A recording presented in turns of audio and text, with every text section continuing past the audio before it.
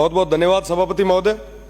पानी पे चर्चा चल रही है और पानी का सही मूल्य जो है वो मरुस्थल के, वो रेगिस्तान के लोग ही समझ सकते हैं। सीमांत के लोगों से ज्यादा तो कोई समझ ही नहीं सकता। ऊंडे तले रो पानी पीर में इतनी तक पुगा। आज पानी पे चर्चा चल रही है और उस सीमांत के लोगों को आजादी से लेके आज तक अभी तक पानी नहीं मिल पाया है। एक तरफ हम बात कर रहे हैं साहब मंगल ग्रह पे पानी ढूंढ रहे हैं, अलग अलग जगह जा रहे हैं, पर वाकई स्थिति क्या है, धरातल की स्थिति क्या है, इस बारे में सोचने की जरूरत है। स्टेट को और सेंट्रल गवर्नमेंट को मैं धन्यवाद देना चाहूंगा कि आप ERCP जैसी योजना लाए। साथ ही साथ मैं निवेदन करूंगा कि वेस्टर्न राजस्थान के लिए भी ऐसी परियोजना जरूरी है जिसकी सबसे ज्यादा जरूरत है। मेरे से पहले भी कई माननीय सदस्यों ने इसकी मांग रखी, मैं उन्हें भी धन्यवाद दूंगा। साथ ही साथ सभापति महोदय, आपके माध्यम से मैं प्रदेश की सरकार से निवेदन करना चाहूंगा कि नर्मदा व इंदिरा गांधी नहर है वो काफी लंबे समय से उनका एक्सटेंशन भी रुका हुआ है और काम भी अधूरा है। सीमांत के लोग चाहते हैं कि नर्मदा और इंदिरा गांधी नहर को आपस में जोड़ा जाए ताकि वो जो DNP क्षेत्र है, वो जो सीमांत के लोग हैं और उनकी जो जमीन है उसका फायदा मिल सके, वहां पे बुआई हो सके। आज के समय में ये बहुत ज्यादा जरूरी है। नर्मदा नहर की मैं बात करूं तो 2013 में इसको लाया गया था, 2017 तक कंप्लीट करना था, 217 गांवों का लक्ष्य था, पर मुझे बड़े दुख के साथ कहना पड़ रहा है कि आज भी वो पूरी नहीं हो पाई और अभी तक वो टेस्टिंग में चल रही है। मेरा निवेदन कि इंदिरा गांधी नहर परियोजना थी, उसका भी एक्सटेंशन रुका हुआ है। मैं निवेदन करना चाहूंगा कि इस बारे में भी आप दिखवाएं।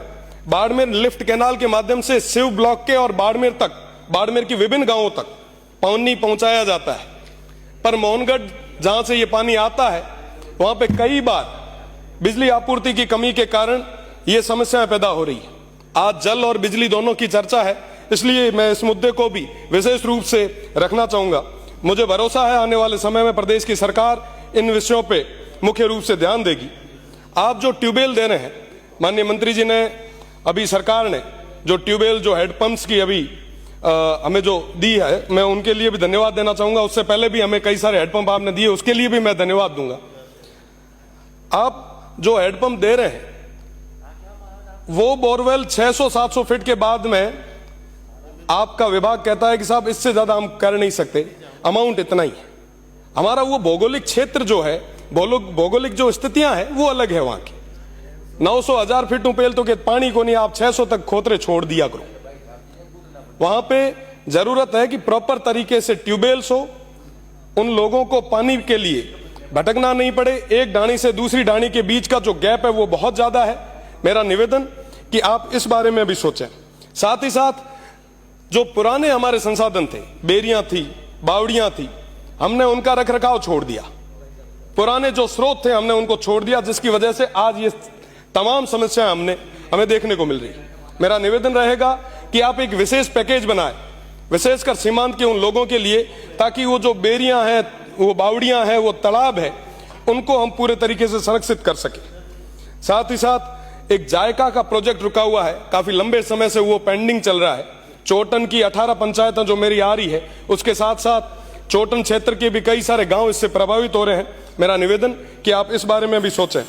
मेरा निवेदन कि स्टाफ की बहुत ज्यादा कमी है। आपको बताना चाहूंगा कि जो नर्मदा है वहां आलेटी से लेके गडरा तक लगभग 5 AN लगते हैं, पर वहां पे 1 AN ही पोस्टेड है। मेरा निवेदन कि आप स्टाफ को भेजें और कम से कम जिनसे कोई जो पिछली गवर्नमेंट में सही काम नहीं कर रहे थे, आप तो उनको भी भेज दो, पर हमारी वो पोस्टें भर दो, ऐसा मेरा निवेदन रहेगा। साथ ही साथ काफी लंबे समय से ये जो गर्मी के दिनों में आप कार्मिक लगाते हैं, इनके अंदर कई सारी अनियमितताएं हैं। आप इन ठेकों पे विशेषकर जांच करवाएं। लंबे समय से, जब से ये आपने ठेका प्रथा शुरू की है तब से लेके आज तक इसमें भारी अनियमितताएं हैं, आप इसकी जांच कराएं। थोड़े दिन पहले मैं एक बस माननीय सभापति, मैं एक गांव बिजावल में गया। वहां बिजावल में गया, आप सोचो कि वो गांव जहां पे नेटवर्क नहीं है, वहां पे कई सारे लोग, बड़े बुजुर्ग 80-90 साल के बुजुर्ग, वो उस टंकी के नीचे बैठे थे, वो कह रहे हैं कि साहब 30 दिन से हमें पानी नहीं मिल रहा, धरना दे रहे थे। साहब धरने की स्थितियां क्यों पैदा होती है, इसके बारे में भी हमें विचार करना होगा।